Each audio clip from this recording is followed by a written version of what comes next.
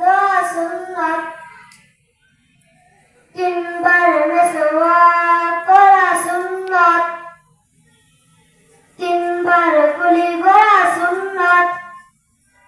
তিনবার নাকে পানি দেওয়া সুন্নাত সমস্ত মুখ তিনবার ধোয়া সুন্নাত ডান হাতের কোনায় তিনবার ধোয়া সুন্নাত বাম হাতের কোনায় তিনবার ধোয়া সুন্নাত দোনো পায়ের আঙ্গুলি